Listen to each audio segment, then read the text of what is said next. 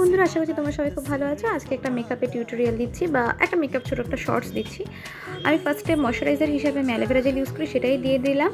এরপরে আমি মেবলিনের foundation use করছি, লিকুইড নতুন লঞ্চ করেছে সেটা, আর বিউটি ব্লেন্ডার দিয়ে আমি ভালো করে ব্লেন্ড করে নিচ্ছি।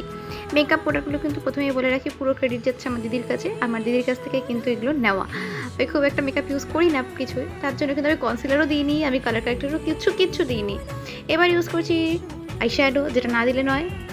তো এই ব্রাশটা দেখে কেউ হাসবে না, এই ব্রাশটা হচ্ছে আমার ড্রয়িংয়ের ব্রাশ। তো এটা দিয়ে আমি কাজ চালিয়ে নিচ্ছি, এটা ধুয়ে নিয়েছি আগে, তারপরে আমি কিন্তু শুকিয়ে ইউজ করছি। নিউড শেড ইউজ করেছি। এই প্যালেটের মধ্যে কিন্তু শিমার আছে, তো শিমার শেডটা খুবই সুন্দর। আমি গোল্ডেন শেডেরটা ইউজ করেছি, খুব স্মুথলি কিন্তু আঙুলতে ব্লেন্ড হয়ে যাচ্ছে।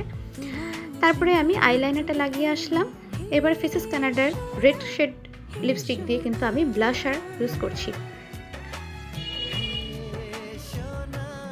আর এটাই আমি লিপস্টিক হিসেবে ইউজ করবো। আর গ্ল্যাম 21-এর এই ডিপ লাইনারটা ইউজ করছি।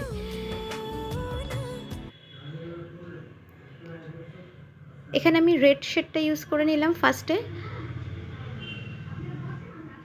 এবার আমি চুলের পার্টিশন করে নিচ্ছি, দেখি যে কেমন লাগে দেখতে সেজে গুজে। তারপরে আমি কিন্তু আবার একটা ইউজ করেছি নিউড শেডের লিপস্টিক। দুটো শেড আমি লিপস্টিক ইউজ করেছি। তোমরা প্লিজ আমাকে কমেন্টে জানিও কোন লিপস্টিক শেডটা আমাকে সবথেকে বেশি ভালো লাগছে, তাহলে আমি কিন্তু সেই লিপস্টিক শেডটা কিন্তু দেন আবার রিপারচেস করবো।